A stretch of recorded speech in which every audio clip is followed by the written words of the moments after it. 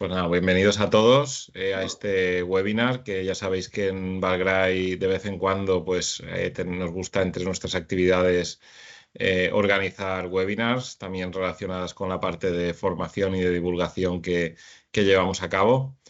Hoy nos centraremos, bueno, antes de nada, este webinar es una de las actividades también relacionadas con la Artificial Intelligence Innovation Alliance, un proyecto que tenemos con el IBAC-MASI en Valgray, que ya sabéis que es una comunidad donde, bueno, donde todo el mundo es bienvenido, donde aunamos a profesionales, investigadores, gente de la empresa, estudiantes, etcétera, donde pueden pues, intercambiar sus conocimientos, sus ideas, etcétera, sobre inteligencia artificial. Ahí tenéis en la web de Valgray tenéis más información. Y nada, hoy tenemos este webinar hablando con las máquinas, el papel clave del procesamiento de lenguaje natural, que bueno, este webinar también está relacionado con nuestro curso que tenemos de procesamiento del lenguaje natural, en colaboración con la Universidad de Alicante. Y bueno, este curso se divide en 4 microcredenciales, de las cuales ya hemos hecho 2. Quizá algún alumno del curso de esas microcredenciales ya esté por aquí también. Y nada, también deciros que la semana del 7 de abril empieza la tercera microcredencial. También Robiert y María, pues que son los expertos también que tienen, bueno, Robiert es profesor de la Universidad de Alicante, María lingüista también, que también ha sido alumna de este curso de procesamiento de lenguaje natural. Nos van a comentar bueno, nos van a comentar sus impresiones, nos van a comentar sobre la temática de procesamiento de lenguaje natural. Y también, bueno, también nos comentarán cosas relacionadas con este curso, con estas microcredenciales. Y nada, yo os doy paso, María y Robiert, y nada, todo vuestro. Y luego, bueno, comentaros, para el tema de preguntas, tenemos tanto la sección de chat como la de preguntas y respuestas. Y yo creo que casi mejor las guardamos para el final, ¿no? Será mejor. Las podéis ir dejando si os interesan. Y luego al final, pues, o leyendo las preguntas o ya levantando la mano o eso, entrando los asistentes, pues tendremos una sesión de preguntas y respuestas. Así que nada, todo vuestro. Vale, gracias. Bueno, muchas gracias, Sergio. Bueno, con esta presentación yo creo que poco más se puede decir. Hola, buenas tardes a todos y a todas. Yo soy María. Y nada, este webinar va a tratar un poco de eso, de ponernos en contexto, ¿no? De todo el auge que tiene el procesamiento del lenguaje natural, que solemos llamar como PLN, en el área ya por cortar un poco. Y Robier y yo os iremos dando nuestra perspectiva sobre lo que hemos podido estudiar estos años, lo que seguimos estudiando y relacionándolo un poco con el curso de Valgray, ¿no? Al final. La presentación va a estar dividida en diferentes secciones. Primero nos vamos a poner un poco en contexto, ¿no? Me imagino que la mayoría de vosotros y vosotras estaréis ya un poco en sintonía con todo lo que tiene que ver con el procesamiento del lenguaje natural, pero bueno, por centrarnos un poco, lo definiremos brevemente, lo que es el PLN y lo que abarca.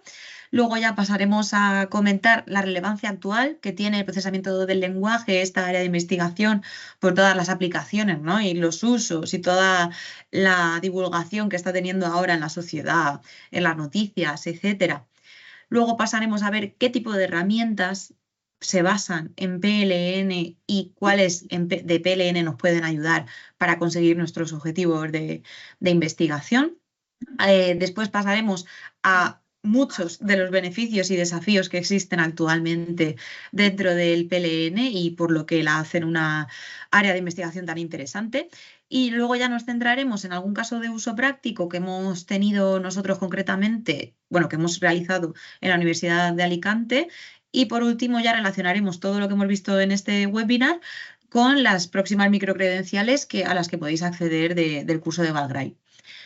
Entonces, bueno, primero de todo ya Sergio nos ha presentado, pero bueno, por si no lo sabíais, Robier viene más de la parte informática, ya que es graduado en Ingeniería Informática, y yo vengo más de la parte lingüística porque soy graduada en Traducción e Interpretación. Ambos pertenecemos ahora mismo al grupo de investigación de procesamiento de lenguaje y sistemas de información de la Universidad de Alicante, y ahí es donde desarrollamos toda nuestra tarea de investigación y nuestros proyectos. Ahora ya entramos en materia Y en primer lugar, pues lo que os he comentado, para aquellos de vosotros que no habéis visto el webinar o que estáis un poco más desconectados de lo que es el procesamiento del lenguaje natural, básicamente esta área se define así, con ese nombre, porque hacemos una diferencia entre lo que es el lenguaje natural, que vendría a ser el nuestro, la forma de comunicarnos que tenemos las personas y que se materializa, ¿no?, en todas las diferentes lenguas que existen en el mundo. Y luego en otra área estaría el lenguaje formal, que es el que le pertenece a la informática a través de todos los códigos y señales eléctricas que emiten los ordenadores y dispositivos para poder realizar esas acciones informáticas. Entonces, ¿en qué se basa el procesamiento del lenguaje natural? Pues en conseguir que ese lenguaje natural de las personas se traduzca, ¿no?, se trasvase a ese lenguaje formal de las máquinas, y de hecho la ilustración que hemos puesto en esta diapositiva os puede dar una idea de cómo del inglés debemos hacer una traducción para cambiar ese código lingüístico que es high a ese código de unos y ceros que vendría a ser el lenguaje formal informático. Entonces, ¿cómo lo conseguimos todo ello? A través del procesamiento del lenguaje natural. Y esta área de investigación se enfoca en las teorías lingüísticas que existen en cada idioma, y por eso es tan importante que trabajar el procesamiento del lenguaje natural para todas las lenguas del mundo. De ahí su gran relevancia actual también, porque lógicamente no existen los mismos recursos para todas las lenguas, ya lo veremos, pero al fin y al cabo es nuestra base. La gramática lingüística es la misma que vamos a aplicar luego en la informática, pero hay que traducirla al lenguaje informático. Y también es importante destacar que el procesamiento del lenguaje está incluida como una de las ramas principales de todas las que tiene la inteligencia artificial, como veis en esta gráfica. Vale, pues ahora que ya estamos un poco metidos en contexto y ya estamos en materia, vamos a hablar un poco de la relevancia actual del PLN. ¿Por qué se habla tanto de procesamiento del lenguaje natural? ¿Por qué este boom? Una de las principales razones de por qué el procesamiento del lenguaje es tan importante ahora es la ingente cantidad de información que existe ahora mismo en nuestra vida y que sigue aumentando a un ritmo pues que no se puede abarcar de forma manual, ¿no? Necesitamos técnicas y estrategias para poder leer y extraer la información que nos interesa de unas cantidades de información, bueno, de unas cantidades de textos, perdón, que antes no existían en tal medida, y lo podemos esto aplicar a todas las ramas profesionales o de conocimiento que existen, desde la salud, si nos ponemos a sumar todos los informes médicos o diagnósticos o trámites administrativos que hay dentro de los hospitales, pasando por las noticias y las redes sociales, la cantidad de reportajes, artículos de opinión, bueno, todas las redes sociales, que yo creo que ni hace falta comentar los nombres, que creo que por los simples símbolos que hemos puesto en la diapositiva ya sabéis reconocer la cantidad de información, ¿no?, que se va compartiendo, haciendo difusión de ella todo día tras día. Es inabarcable de forma manual. Y en la educación, incluso con todas las guías docentes a todos los niveles educativos, las fichas de asignaturas, etcétera, es increíble cómo se está agrandando, ¿no?, la cantidad de información. Eso por una parte. Luego, dentro de las redes sociales, además, una de las tareas principales que existe en el PLN y que tiene mucho auge actualmente es aplicada a las redes sociales, sobre todo el discurso de odio, ¿no?, o hate speech en inglés. Y es que ahora mismo es muy fácil poder hacer un comentario sobre alguien dañino y encima ocultos bajo un alias bajo el que no se nos puede detectar la identidad, pero sí que tenemos que pelear o incidir en poder conseguir estrategias para conseguir detectar esas características del lenguaje que son dañinas para la sociedad, porque al fin y al cabo se está haciendo daño, pero claro, es imposible de forma manual detectar todos los mensajes dañinos que se publican en una red social, porque desgraciadamente son muchos.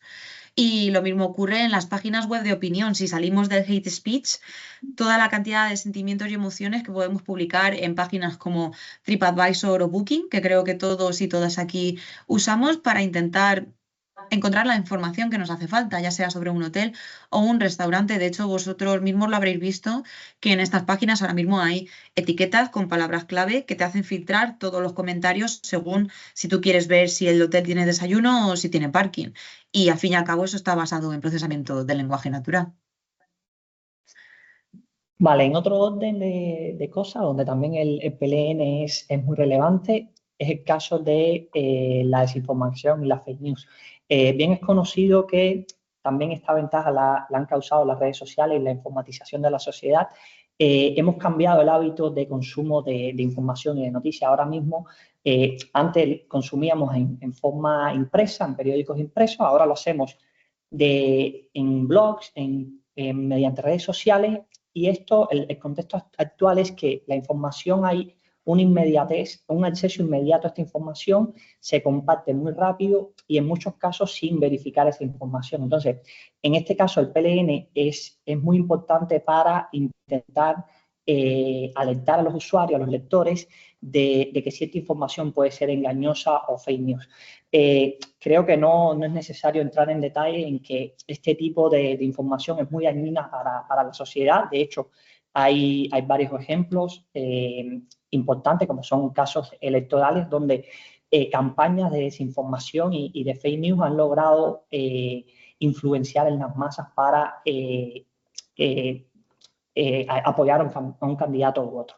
En este sentido, creemos que el PLN es muy importante. De hecho, hay muchas investigaciones en esta área, pero ya vamos a entrar en materia, en algunas herramientas que consideramos que en realidad es lo que ha hecho que en los últimos años el PLN se haya hecho, y en general la IA, que es como le llama la mayoría de las personas, se ha hecho muy importante. Y es que se han creado soluciones de usuarios, es decir, los usuarios finales han podido tener soluciones plausibles que pueden utilizar en su día a día. En realidad, el PLN se viene investigando hace muchos años en todas estas áreas que hemos mencionado, y en el caso de la inteligencia artificial, mucho antes. Estamos hablando de los años 40, hay investigaciones en esta área. Entonces, básicamente, este grupo de herramientas, como puede ser el ejemplo de bien conocido ChatGPT, pero el recientemente surgido DeepSeek, Copilot, Perplexity, son algunas de las soluciones de usuario final que han llegado a la sociedad y que los usuarios estamos pudiendo utilizar en nuestro día a día y viendo lo útil que pueden ser.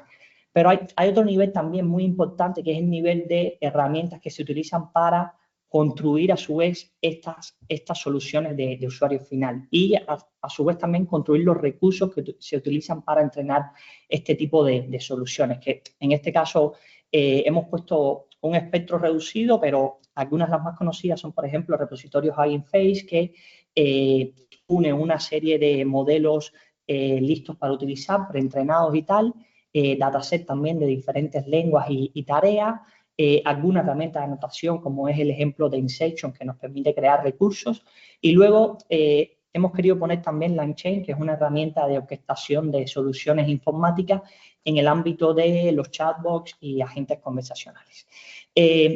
Queremos recalcar en este punto que actualmente el auge ha permitido que haya muchas herramientas, pero esto no nos puede desvirtuar de lo importante. Lo importante es encontrar una solución que nos ayude en nuestro contexto. En realidad, esto se puede volver una explosión combinatoria porque hay tantas soluciones ahora mismo. Se me parece el caso de cuando empezó el Internet, que había muchísimos navegadores y había que escoger en realidad el esencial, el que resolvía las tareas concretas que necesitábamos. Al final esto creemos que va a ir convergiendo a soluciones más estándares, las que cumplan con los estándares y reglas establecidas en la sociedad. En esencia, estas aplicaciones, sobre todo ChatGPT, que digamos es el más importante, se basa en una IA muy específica, la IA que todo el mundo conoce como IA generativa. Esto, a su vez, tiene un basamento teórico muy fuerte y es debido a cómo los humanos nos relacionamos, cómo hablamos, cómo creamos nuestro lenguaje. Y es que la teoría de la información plantea que el lenguaje en sí encierra una alta dependencia estadística entre sus componentes. Digamos que el componente podemos pensar entre palabras, las palabras entre ellas, y luego también los caracteres de nuestros idiomas. Y lo curioso en esto es que esa dependencia lo que hace es que el lenguaje en sí sea redundante. Es decir, yo voy a tener una huella muy específica que caracteriza la forma en que yo me comunico. María va a tener la suya y cada uno va a tener una muy peculiar. Entonces, estos patrones quizás son difíciles para que el humano los detecte, pero sí son muy fácil que el humano aprenda a generar este tipo de lenguaje. Entonces, la IA generativa, los modelos actuales lo que han logrado es detectar estos patrones y simularlos. En este sentido, viene a acotación algún ejemplo que nos pareció significativo. Hay un programa muy importante en España, que es el programa de la ruleta de la suerte, que se basa en este mismo principio, y es, aquí lo que hay detrás, básicamente, es estadística, que lo que muestra es, este programa se basa en, tenemos un panel vacío, donde los concursantes compiten por detectar cuál es la frase que está en este panel, y básicamente la forma de concursar es ir poniendo en este caso es detectando letras, pero es poniendo las letras más probables del alfabeto en español, y luego, en función también de un tema que se ha expresado en el programa específico, se intenta inferir cuál es la frase. Para esto los humanos somos muy, muy buenos, y se ha logrado crear entonces algoritmos que simulen este comportamiento. En el caso de los modelos, lo que se intenta es, dado una frase, aquí he puesto algún ejemplo que probablemente cualquiera que la lea puede completarla con algún ejemplo similar de los que vamos a poner ahora. Te dije que por aquí, algún ejemplo que podría completarlo sería, te dije que por aquí no era, o por ejemplo, otra solución podría ser, te dije que por aquí te ibas a caer. Entonces, son dos formas de completar esta frase que cualquier humano podríamos llegar en función de la frase inicial, y es exactamente cómo funcionan este tipo de modelos. Se le pasa un texto inicial, una frase inicial, entonces a partir de este contexto son capaces de continuarlo y generar palabras que tengan que ver con el contexto inicial. Básicamente, como decía, estos modelos generativos lo que hacen es emular la forma de generar lenguaje de los humanos. Se sustentan a su vez en que tenemos mucha información y son capaces de encontrar esos patrones en la forma de generar de los humanos, ya sea en información textual o incluso algunos modelos de manera multimodal, pasándole incluso imágenes, vídeos y audio. Luego son entrenados para tareas genéricas, básicamente se entrenan en un inicio para generar palabras a partir de un contexto inicial, y luego también son adaptados, en el caso, por ejemplo, de ChatGPT, a solucionar tareas genéricas, pero funciona también en este caso para tareas específicas. En nuestro caso, ahora vamos a ver algunos ejemplos. Si queremos solucionar ya tareas muy, muy específicas, veremos que estos modelos generalistas de estilo ChatGPT o DeepSeek no van a ir muy bien en nuestros dominios específicos, quizás en aplicaciones empresariales muy específicas. Para esto tendremos que adaptarlos a nuestros dominios. Y luego también veremos en esta presentación algunas de las limitaciones que tienen, las iremos presentando. Por último, en resumen, el ChatGPT, que es básicamente el más famoso, la herramienta más famosa actualmente, es un agente conversacional cuyo componente principal es un modelo de lenguaje de estilo GPT.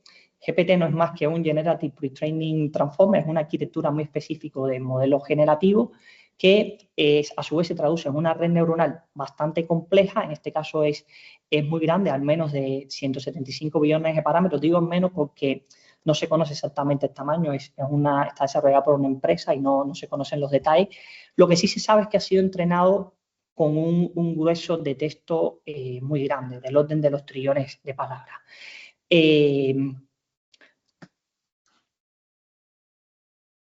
No se te oye, María. Ahora, perdón. Robbie se estaba enfocando, como bien estaba diciendo, en las herramientas que existen dentro del PLN, más enfocadas en la propia creación de modelos de lenguaje, ¿no? Que hay detrás de la IA generativa. Y también ha comentado que estos modelos de lenguaje se pueden entrenar con todo tipo de información, pueden ser imágenes, pueden ser texto, pueden ser audio. En el caso del texto, cuando nosotros queremos que un modelo de lenguaje aprenda a realizar una tarea, lo que necesita son textos concretos que ayuden a completar esa tarea con la información lingüística necesaria, ¿no?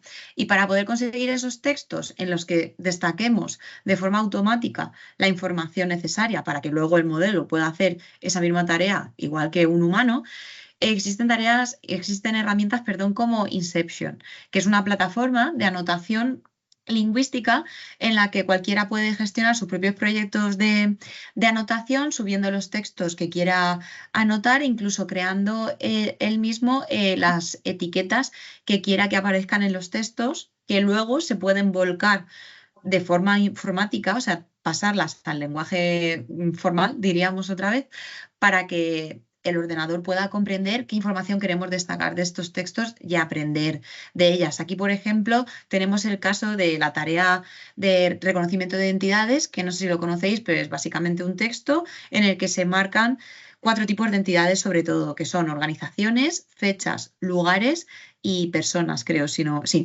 me equivoco. Entonces, por ejemplo, podéis ver en la primera línea cómo la Universidad de California está etiquetada como una organización.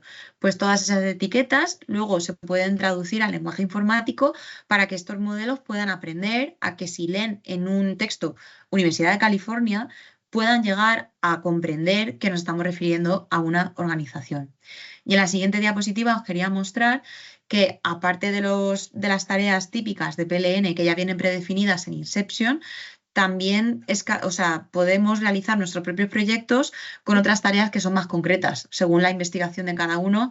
Si, por ejemplo, retomando el caso del análisis de sentimientos, aquí nosotros queremos crear etiquetas que sean con todos los sentimientos que nosotros queremos analizar en mensajes de una red social, para que luego un modelo de lenguaje también pueda detectarlos de forma automática. Pues sería gracias a estas herramientas que la gente que venimos de un perfil más lingüista podemos llegar, ¿no?, a colaborar con esta parte del procesamiento del lenguaje natural, que me parece muy interesante. Ahora vamos a pasar de las herramientas a algunos de los beneficios y desafíos que actualmente conlleva la investigación en PLN. Y uno de los más, bueno, de los que ha tenido más repercusión actualmente, podríamos decir, es el de los sesgos, porque es verdad que estos modelos se alimentan a través de textos que a veces no conocemos del todo las fuentes, y si no se revisan de forma manual, que a veces es imposible por la cantidad de texto ingente de datos que existe ahora mismo, como hemos dicho antes, pues se pueden colar ciertos sesgos sociales que no nos interesan que los modelos aprendan, porque al fin y al cabo es reproducir esos sesgos. En este caso he puesto estos 4, algunos los conoceréis más y otros menos, y vamos a ver un ejemplo de cada uno para que os hagáis una idea de también líneas de investigación que os pueden interesar. El primero es el de género, que quizá es el de los más que habéis podido escuchar. Estos son investigaciones que hemos hecho nosotros en la Universidad de Alicante, y yo os he puesto aquí algunos ejemplos que hemos probado con diferentes modelos de lenguaje. También esto lo hicimos en inglés, porque el inglés tiene la peculiaridad de que los sustantivos y los adjetivos no tienen género. Entonces podemos jugar con la ambigüedad del lenguaje para ver si el modelo interpreta, sin nosotros decir nada, si es un hombre o una mujer según la pregunta que le hagamos. En este caso le pedimos al modelo que nos diga nombres de 10 jugadores o jugadoras de fútbol. En inglés no determinamos el género. Y como comprobamos en la respuesta, son 10 nombres, pero los 10 son hombres, cuando nosotros no hemos especificado el género de ninguna forma. Otro tipo de sesgo que nos encontramos actualmente en los modelos es el de raza. Si, por ejemplo, nosotros aquí nos pusimos en la tesitura de que tenemos un amigo de nacionalidad japonesa y queremos hacerle un regalo y queremos que el modelo nos recomiende opciones de regalo. Entonces, lo que nos dice el modelo que es que, como en nuestro amigo el japonés, que el mejor regalo sería un regalo que refleje la cultura japonesa. Pero en verdad nosotros no hemos dicho que por ser japonés el regalo tenga que estar asociado a su nacionalidad. Le puede gustar mucho otros regalos de otras nacionalidades diferentes. Otro tipo de sesgo también menos conocido, creo yo, que se está dando a conocer ahora, pero muy interesante, es el de la edad. Porque yo creo que incluso en la realidad, en el día a día, nos pasa que cambiamos la forma de comunicarnos según si nos referimos a una persona mayor o a una persona joven. Y aquí pusimos al modelo el ejemplo de qué le dirías a una persona de 25 años o a una persona mayor para tranquilizarles si se han caído, si ves que se han caído en la calle. Y el propio modelo es curioso porque a la persona mayor dice que nos tenemos que expresar con ellos de una forma tranquila y con mucha paciencia, y que nos tenemos que tomar nuestro tiempo y decirles que les ayudaremos cuando estén listos, que no se preocupen, como muy infantilizándolos un poco quizás, ¿no? Y sin embargo, a la persona joven lo que tenemos que hacer es quitarle importancia al asunto, pero en verdad tampoco hemos dicho la gravedad, a lo mejor sí que hay que ponerle importancia a la caída que ha tenido. Entonces, ¿por qué ese giro, ¿no? De, según la edad de la persona, tratarla de una forma u otra cuando la situación es exactamente la misma? Se han caído, necesitan ayuda, ya está. Y por último, el último sesgo que os quería mostrar aquí, seguro que hay muchos más, es el de la economía. Y este ejemplo yo lo probé antes de ayer con ChatGPT, que me pareció muy curioso. Le puse en la tesitura de que a mi hijo ficticio lo han aceptado en el instituto público, pero que también tendría un descuento si lo llevo a un instituto privado de una amiga. Entonces no sé a dónde llevarlo. Y el modelo me dice que los factores a considerar son muchos, ¿vale? Como veis ahí, pero hay dos que destacan, que es la calidad del centro público asignado y la pregunta de si el instituto público tiene buena reputación. Sin embargo, comprobamos que esas preguntas, la respuesta era más larga, ¿vale? Pero la revisé y en toda la respuesta no hace esas mismas preguntas respecto al centro privado. ¿Por qué pone en cuestión más el centro público que el privado, ¿no? Pues estos son sesgos que hay que seguir trabajando porque están en los modelos del lenguaje ahora mismo. Seguimos. Vale. En otro orden de cosas, quizás es una pregunta evidente y la respuesta yo creo que también debería ser evidente, y es, ¿creéis que podemos confiar en realidad en la respuesta que nos dan este tipo de modelos? La respuesta que hemos puesto ha sido, depende del uso que le vayamos a dar. Evidentemente, en función de la aplicación que vayan a tener, la respuesta que nos den va a tener una repercusión u otra. Nuestra recomendación como investigadores en el área es que siempre que interactuemos con un modelo, tenemos que ser críticos, tenemos que discutir y pensar, analizar en la respuesta que nos está dando. Puede ser un apoyo muy importante, pero no podemos confiar ciegamente en lo que nos está diciendo. ¿Por qué? Porque estos modelos, como bien decía María, están entrenados en muchos casos con datos que son públicos. Entonces, estos datos pueden tener errores, pueden tener sesgo, como bien comentaba ella, y nuestra labor como usuarios es ser crítico con las respuestas que nos dan y encontrar este tipo de errores y reportarlo, porque al final este es el objetivo. El objetivo es intentar, como comunidad de usuarios, mejorar este tipo de soluciones. Nosotros estamos dentro de ella, ahora veremos algunos casos concretos, pero es un caso muy concreto, el caso de la alucinación. ¿Por qué? Porque estos modelos han sido entrenados literalmente para, dado una frase, generar un conjunto de palabras que tenga que ver con esa frase inicial. Entonces, ellos siempre van a generar algo, no garantizando que la frase sea verdadera. Entonces, el tema alucinación en este contexto se refiere a generar contenido que es plausible, es decir, es probable que vaya ahí, pero en realidad no es factual. Entonces, el modelo en realidad, por querer responder, porque está diseñado para eso, está cometiendo errores que pueden influir en nuestro ámbito privado o empresarial. Aquí hemos querido hacer, estos son dos ejemplos reales que hemos probado nosotros. Este primero lo probé hace algunos meses.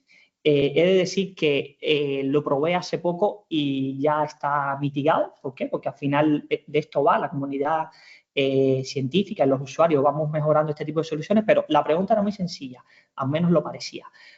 Se lo hice a ChatGPT, ¿cuál es la diferencia horaria entre Madrid y Guatemala? Me respondió, la diferencia horaria entre Guatemala y Madrid es de 7 horas. Aquí tienen más detalle. En un inicio estaba bien, busqué que la diferencia horaria es de 7 horas, pero luego cuando empieza a explicarme en detalle me di cuenta de algunas contradicciones, y es que nos dice, Guatemala actualmente está en la zona horaria CST, tiempo estándar de Centroamérica. Por ejemplo, si son las 6:15 AM en Guatemala, serán las 4:15 AM en Madrid.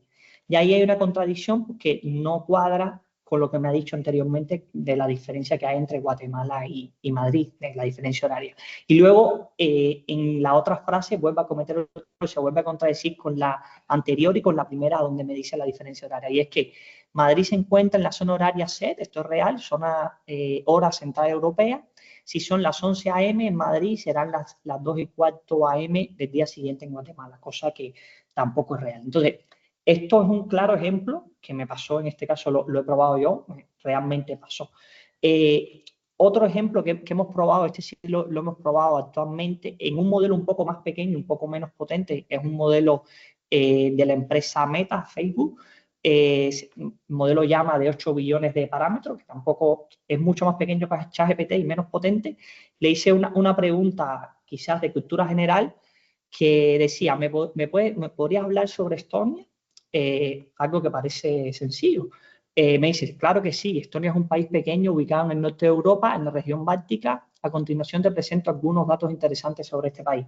Hasta aquí todo parece estar bien, pero cuando veamos en detalle, yo que tampoco soy experto ni en Estonia ni en geografía, logré encontrar algunos errores. Estonia se encuentra en la frontera entre Europa y Asia y es el país más septentrional de la Unión Europea. Está rodeado por Letonia al sur, Rusia al este y al oeste, y al norte se encuentra el mar Báltico. La capital y ciudad más grande de Estonia es Tallinn, que se encuentra en la costa del mar Báltico. Sin embargo, cuando leí esto me di cuenta que, primero, no está en la frontera Europa-Asia. La frontera Europa-Asia está un poco más allá. De hecho, Moscú está todavía en Europa y está bastante más lejos.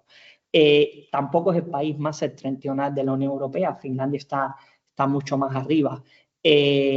Está rodeado de Letonia al sur, Rusia al este, pero Rusia no está al oeste está más báltico. Entonces, aquí vemos ejemplos triviales de cosas que probablemente si lo buscáramos en una enciclopedia no nos vamos a equivocar, vamos a encontrar la respuesta real, pero este tipo de modelo se equivoca.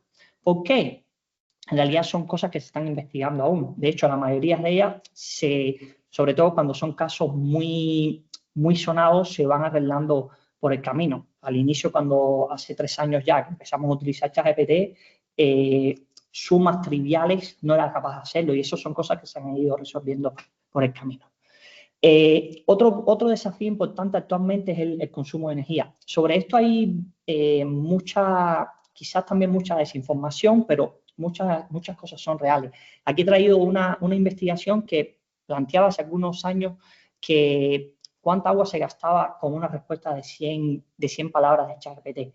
Y el enfoque aproximado que encontraron es que aproximadamente se gastaba 519 mililitros de agua, lo que es cercano un poco más de una botella de agua. Esto, ¿por qué pasa? Porque al final este tipo de modelo tiene que estar desplegado en servidores muy potentes, en centros de datos muy potentes, utilizando dispositivos de hardware también que consumen muchísima energía.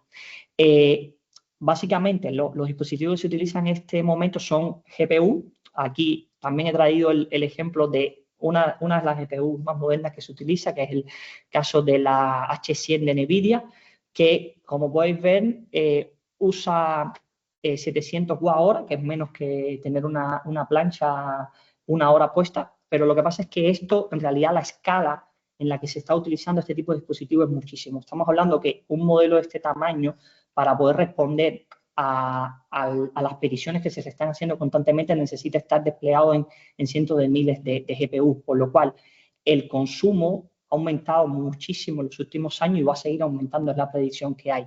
Y lo otro es que se necesita buscar también fuentes de energía que puedan generar bajo demanda. De hecho, hace poco ha salido una noticia acá en España que muchas empresas importantes de este sector están queriendo implantar centros de datos en España. Y aunque España tiene una capacidad instalada de generar energía muy alta, no la tiene para generar bajo demanda. Entonces, eso es un problema, una tesitura que se está manejando en el momento y es bastante compleja. Esto también sucede principalmente porque la mayoría de estos modelos todavía responde a la ley de la escalabilidad. ¿Qué quiere decir? Que a mayor tamaño y complejidad de los mismos, los rendimientos que se alcanzan son mayores. Y aquí pongo el ejemplo de la familia de modelos Llama. Por ejemplo, el 3.2 de 3 billones de parámetros es inferior en rendimiento a su hermano de 8 billones, que es verdad que es un poco más del doble de tamaño. Entonces, básicamente, la comunidad científica ahora mismo lo que está trabajando es en optimizar estos modelos para hacerlos también muy potentes, complejos, pero de menor tamaño y que consuman a la larga menor energía, siendo igual de buenos. Luego, intentar alinear el comportamiento de estos modelos, seguir alineándolo con el comportamiento humano, generar texto de manera sintética para intentar también mitigar este tipo de sesgo y tal. Y luego optimizar los dispositivos de hardware para intentar ahorrar mucha energía en este sentido. En este sentido creo que vamos en buen camino. Por ejemplo, en el ámbito de las tarjetas gráficas, de la GPU, se está cumpliendo que cada año que sale una tarjeta se mejora el rendimiento por watt en 1.9, alrededor de 1.9 veces. Luego, por último, uno de los problemas desafíos más grandes que vemos también, y creo que en el ámbito europeo es muy importante, es la infrarrepresentación que tienen las lenguas minoritarias. En este sentido, nuestro grupo colabora con 3 grupos más de investigadores en España, en el País Vasco, en Galicia y en Barcelona Supercomputing, bajo el paraguas del proyecto ILENIA, para intentar apoyar las lenguas de la península ibérica. En este caso, el proyecto AINA se ocupa del lenguaje catalán, el Vives del valenciano, el NOS del gallego y el Gaitu del euskera. Aquí hemos sacado una serie de modelos de menor tamaño, pero con recursos propios y datasets creados por nosotros, recopilados y curados de nuestras lenguas. Aquí les dejo algunos ejemplos y seguimos trabajando de manera conjunta, no solo en lenguas de la península ibérica, sino también algunas variantes del español de Latinoamérica y otras lenguas minoritarias europeas. Entrando ya en la parte de los beneficios y la aplicabilidad de estos modelos, pensamos que en las tareas donde mejor están dando resultados actualmente es en la reescritura de texto. No decimos generar desde cero, porque aquí siguen teniendo mucho problema. Decimos partir de un texto que ya nosotros hemos generado y que el modelo nos los parafrasee o nos ayude a redactarlo de mejor forma. Luego, la traducción automática también está yendo bastante bien. Extracción de información, que quizás podemos pensar que es la tarea por excelencia, donde ahora mismo van muy bien, al igual que la generación de agentes conversacionales generalistas, incluso hacerlos específicos para modelos de negocio o tareas concretas. Y por último, también el análisis sintáctico son muy buenos este tipo de modelos. El micro. Perdón, no me silencio más. En la aplicabilidad a tareas concretas que estaba mencionando Robier, la de reescritura de textos, yo creo que de los aquí presentes, la mayoría, si no todos, habremos utilizado alguna vez alguno de estos modelos generativos para reescribir aquellos textos, ya sean de correos o algún tipo de tarea que estamos haciendo que no llegamos a expresar de la forma que nos gustaría. Y es cierto que para esa tarea funcionan muy bien, pero hay que saber cómo utilizarlos, porque es un beneficio y un desafío a la vez si no se sabe utilizar con cabeza. Por eso he hecho esta distinción que veis en esta diapositiva, porque por una parte es cierto que estos modelos son recomendables cuando queremos reescribir texto que hemos ideado nosotros originalmente. Es decir, que la estructura y la forma de expresarnos, al fin y al cabo, es el lenguaje nuestro, natural, pero vamos, porque lo hemos pensado nosotros, incluso para corregir faltas de ortografía, etcétera, y como buscadores de palabras concretas o sinónimos, porque claro, están entrenados con tantísimos datos que es difícil que no tengan una lista de sinónimos larga para referirse a una misma palabra. Pero sí que es cierto que es más complicado cuando queremos abordar tareas generativas desde cero, ya que volvemos a esos sesgos o alucinaciones que venimos de comentar en las diapositivas anteriores, porque al fin y al cabo no tienen ese razonamiento humano que nosotros hemos proyectado en el texto que hemos redactado nosotros en un primer momento. Entonces, desde cero ponerles en una situación para que generen un texto y que suene igual que nosotros, pues es más complicado. Es por ello que se recomienda, o bueno, se puede utilizar ciertas tareas que se llaman ciertas estrategias para mejorar estas respuestas de los modelos generativos, conocidas como Zero Shot y Few Shot, que voy a explicaros a continuación, pero que antes de eso tengo que introduciros el concepto de ingeniería de prompts o prompt engineering, que creo que lo vais a ver en una de las próximas microcredenciales que hay, ya que básicamente la ingeniería de prompts es la forma en la que nosotros como usuarios nos comunicamos con estos agentes de generación de texto, como puede ser ChatGPT.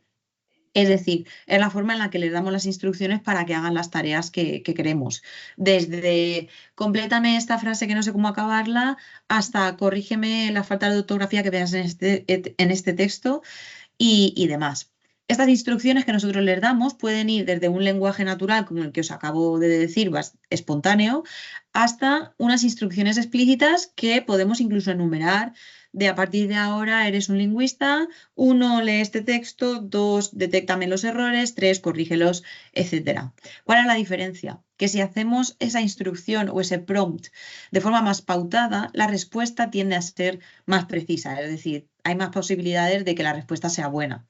Pero, ¿qué pasa? Que cuanto más largo, es decir, si hay demasiadas instrucciones en ese prompt, hay una cierta probabilidad, bueno, más alta de hecho, de perderse por el camino. Es decir, que el modelo está leyendo tanta información y tantas tareas que debe hacer a la vez que al final se pierde y no llega a completar la tarea como debería.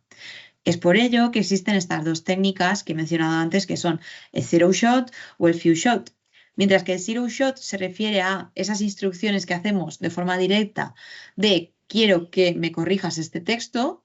En la diapositiva os he puesto el ejemplo de dime si la siguiente frase tiene un sentimiento positivo o negativo. Y entonces le pones la frase y ya esperas que te diga la respuesta. Y esto es muy útil para aquellas tareas en las que sabemos que esos modelos ya han sido entrenados. Es decir, para las tareas más genéricas del PLN, como puede ser análisis de sentimientos, que es una de las más genéricas, podríamos decir. Pero, sin embargo, la técnica Few Shot es en la que incluimos varios ejemplos de cómo debe abordar la tarea el modelo. Es decir, si yo quiero que me clasifique las frases si son positivas o negativas, le pongo ejemplos de qué sería una frase positiva y una negativa. Y entonces ya le pongo la frase que yo quiero que detecte. Y a partir de ahí ya dejo que él trabaje. Entonces se puede fijar en esos ejemplos para saber cómo yo quiero el resultado de lo que él genere. Y esto es útil para tareas que llevan más razonamiento, ¿no? Porque le damos las instrucciones de forma más pautada, o más complejas y que no tienen tanto peso en el PLN o que son más novedosas. Y ahora pasamos a poneros unos ejemplos de casos de uso prácticos que han adaptado estas tareas, estas técnicas y estrategias de PLN que os venimos explicando a la vida real y a la sociedad. Una de ellas es la adaptación de técnicas de PLN al sector bancario a través de un chatbot conversacional.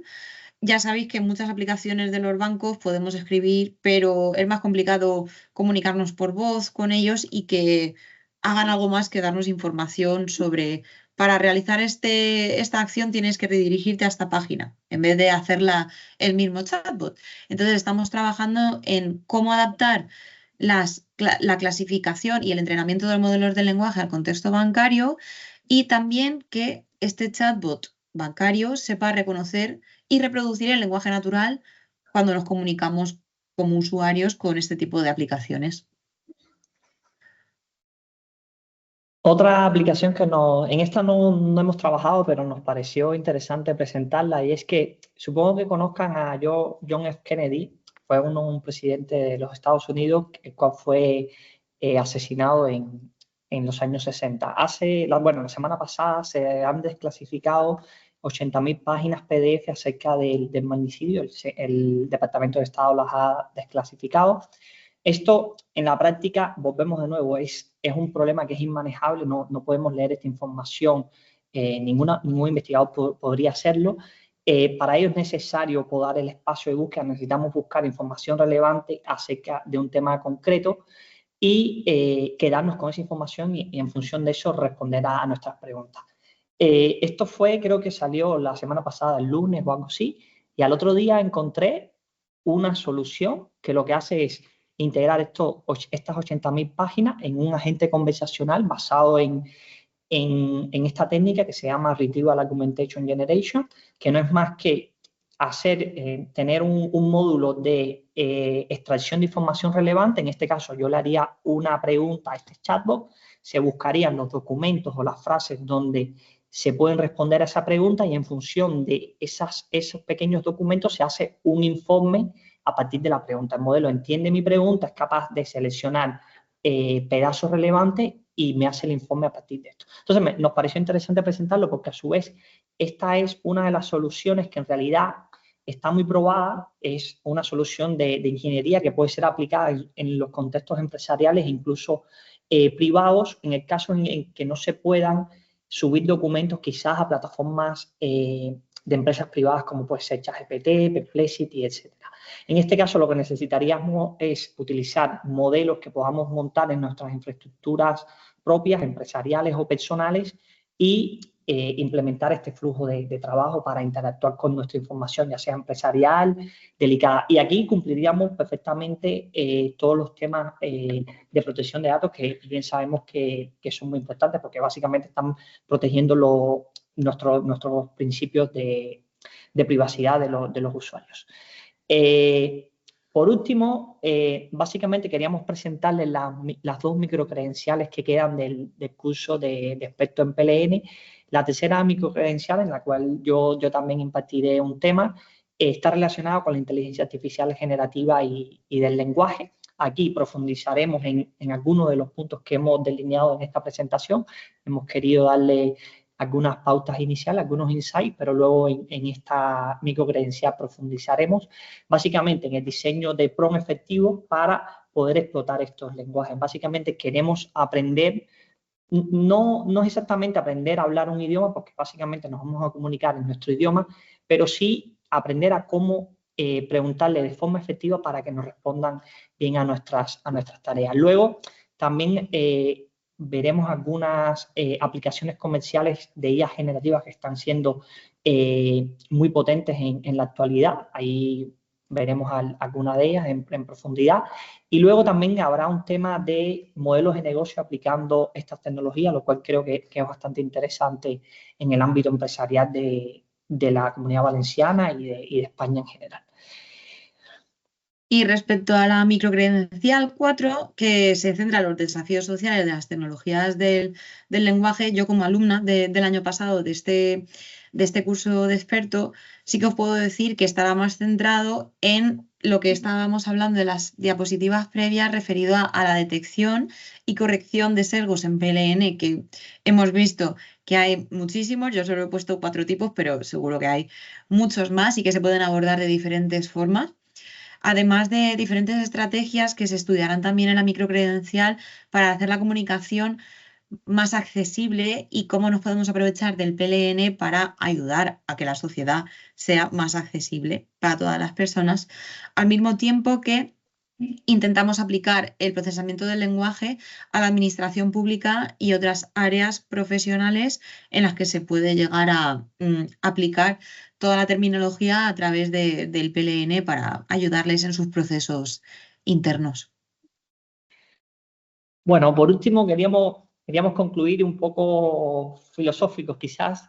Esta frase la encontramos de un investigador en el área del Machine Learning, que lo que hace es, yo creo que desmitificar un poco las corrientes negacionistas actuales, y es que los humanos vamos a seguir siendo importantes. ¿Por qué? Porque hay tareas que son sencillas en las que nosotros seguimos siendo mucho mejor que los algoritmos.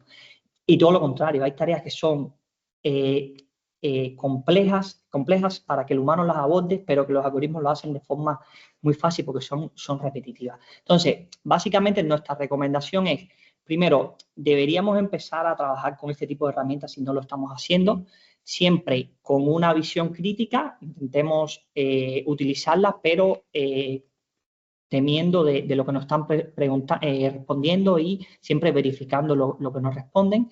Luego, estamos también un poco de acuerdo con el tema de, quizás en Europa, estamos regulando en cierto modo de más la inteligencia artificial, pero eso creemos que también es bueno porque nos permite abordar desde un inicio temas sesgos, temas discriminativos y temas de problemas que generan este tipo de soluciones.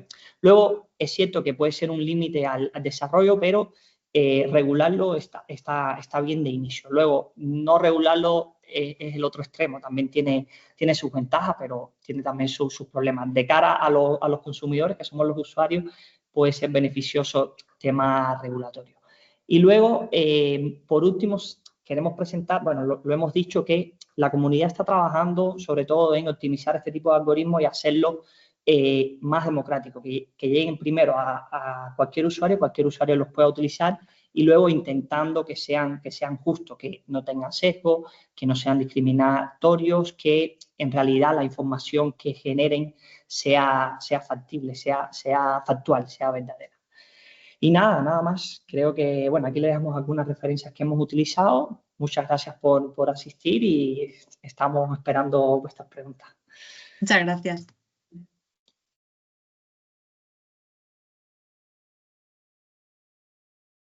Vale.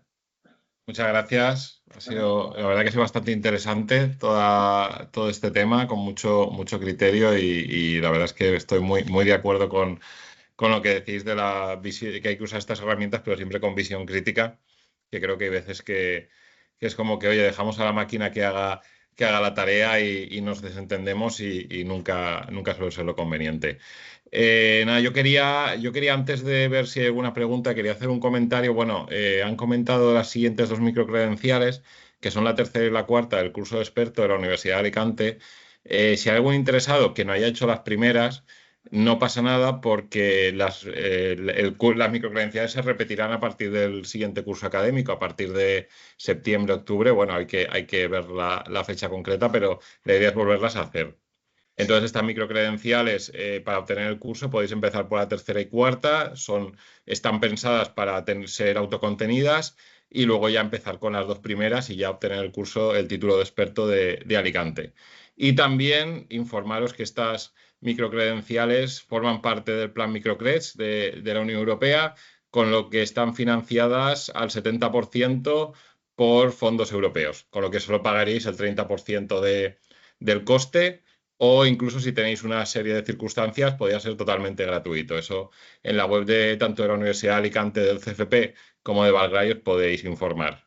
Y nada, yo ya dejo abierto para el turno de preguntas, a ver si tenemos a alguien que quiera preguntar, puede levantar la mano, abrir el micrófono, escribirlo en el chat, lo que sea.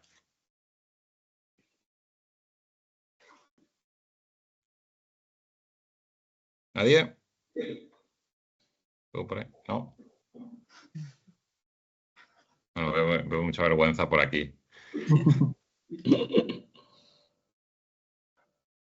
A ver si no, si nos pregunto yo y...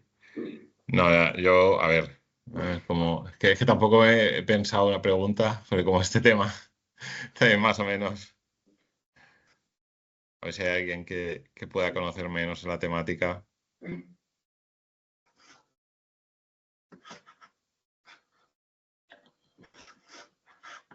Mira, Adrián. Hola, buenas tardes. Buenas, Adrián. Hola. Muchas gracias por la explicación. La verdad que bueno, yo soy un profesor de Derecho, entonces comprendés que no me suena tanto más allá del uso que se le pueda dar a esta herramienta.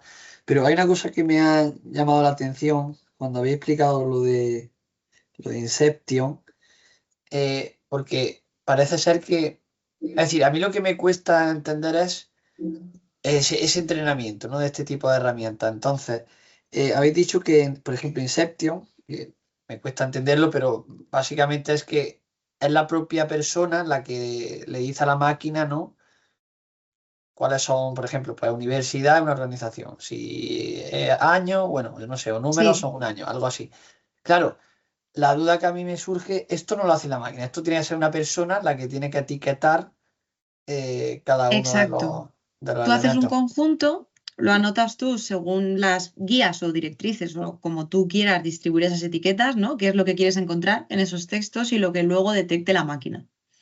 Entonces tú lo haces de forma manual, pero solo un conjunto que luego servirá para poder hacer eso ya de forma ayudado por la máquina, vamos. Sí, Vale. el Ay, objetivo, perdón.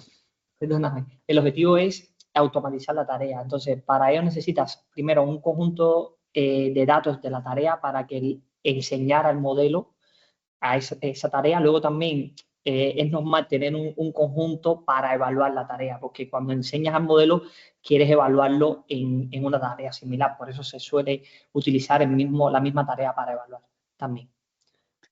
Vale. Bueno, perdonad que no sé, no quiero abusar de. A ver, estoy viendo. Vale, pues ahora si no hago alguna pregunta más ya dejo que ya parece que la gente se anima. Claro, el tema está. Se podría llegar a etiquetar mal, no a conciencia, sino Sí. sin querer, ¿no? Entonces, claro, hay Sí. un tema que puede ser relevante. Y luego otra cosa. Claro, esto simplemente tú le dices a este modelito, pero luego es para que trate de generalizar lo más posible Claro. esa realidad, ¿no? Porque, claro, es imposible decirle todas las situaciones a las que se puede enfrentar el sistema una vez que se ponga en funcionamiento, que generalice, pero bueno, hay que tratar, entiendo, de generalizar lo más posible el sistema, Sí, ¿no? o sea, eso influye mucho los datos que tú eliges para anotar primero tú de forma manual. Si tú quieres anotar un tipo concreto de textos, la idea es que tengas un conjunto que pueda abarcar el mayor número de posibilidades, ¿no? Que se pueden dar o de realidades, como estabas comentando tú. Y respecto al error que pueda haber humano, tal cual, o sea, siempre hay. De hecho, te diría que es complicado conseguir una anotación humana 100% perfecta, pero por eso es importante, primero, definir bien qué es lo que quieres anotar, cómo, casos especiales o excepciones, etcétera.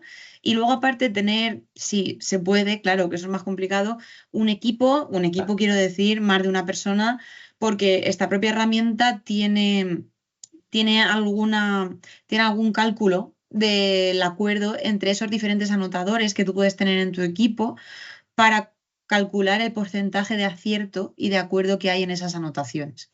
Entonces hay un umbral, según diferentes estudios, a partir del cual tú puedes decir, vale, mi anotación es aceptable porque está aceptada científicamente por este porcentaje, por así decirlo, ¿no? No sé si eso te ayuda. Sí, gracias. Nada. Vale, a ti. Vale, tenemos en el chat una pregunta. Si la podéis leer, si no os la leo yo. Sí, Lidia nos pregunta, ¿qué plataformas recomendarías para extraer scrapping y analizar sentiment análisis, reseñas de TripAdvisor, por ejemplo? Y os da las gracias también porque que ha sido muy interesante. Vale, bueno, a ver, en función de dónde quieras destacar los datos, probablemente si los vas a descargar de TripAdvisor, no sé el caso concreto, pero puedas tener problemas de propiedad de datos, porque a lo mejor TripAdvisor no te permite descargarlos así directamente. Entonces, quizás Adrián, que es catedrático de Derecho, nos podría ayudar a responder. Bueno, No, catedrático no, catedrático no. Pero bueno, Aún probablemente... no, ¿no? Aún no. Probablemente existan datasets, bueno, de análisis de sentimientos seguro, pero probablemente hay datasets ya descargados de TripAdvisor donde puedas analizar sentimientos en esa área concreta. Para hacer el scrapping hay muchísimas bibliotecas. Te podría recomendar muchas, pero quizás Beautiful Soup, que son las más básicas, podrías mirarlo. Y modelos para entrenar, lo mismo, depende de el tipo de mensaje, en este caso son reseñas, probablemente son modelos encoder de clasificación para análisis de sentimientos, iría mucho mejor que quizás un modelo generativo de estilo GPT, pero todo depende del tipo de solución que quieras.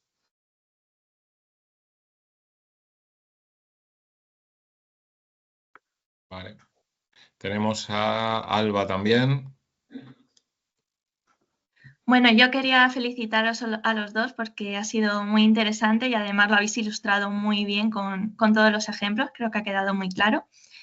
Y como segundo, solo una reflexión, digamos los problemas de la IA generativa como sesgos o alucinaciones, ¿cómo creéis que se podrían mitigar?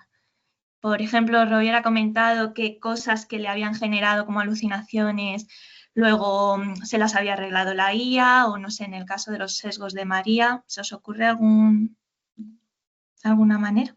Y a ver, en realidad hay, aunque creemos que no hay, la comunidad investigadora está trabajando en ello, sobre todo temas sesgo y mitigación. Por ejemplo, la mitigación, tengo de hecho un colega que trabaja en esta área. Una de las primeras cosas que se hace es, necesitamos detectar que el modelo está cometiendo un sesgo. Entonces, esa es la primera parte. Una vez que detectemos que el texto que se está generando está sesgado, ahora iría a la parte de mitigarlo. Entonces, luego en este tipo de modelos hay una fase final que se llama annealing o alineamiento con comportamiento humano, donde se intenta enseñar al modelo a que no cometa este tipo de sesgo. Esto también se aplica, por ejemplo, si has utilizado este tipo de solución ABBA, verás que a ChatGPT no le puedes preguntar que, bueno, igual si te responde si te pones un poco en profundidad, pero por lo general le preguntas cómo hacer una bomba atómica y está diseñado para no responderte eso. ¿Por qué? Porque básicamente, como está entrenado, sí podría responderlo. Él está diseñado para responder, pero tienes que hacerle un proceso final de curado para que él no genere ese tipo de información, digamos, dañina o perjudicial para la sociedad. Entonces, básicamente el ámbito de los sesgos es eso, se crean igual datasets donde puedes entrenar al modelo en esta última fase para que no genere ese tipo de texto, ya sea con texto tóxico, con texto violento, con sesgos de género, como comentó María, etcétera. Muchas gracias. Gracias, Alba.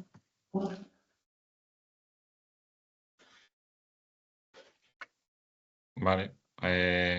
¿Alguna cosa más? Estamos ya justo son las 7.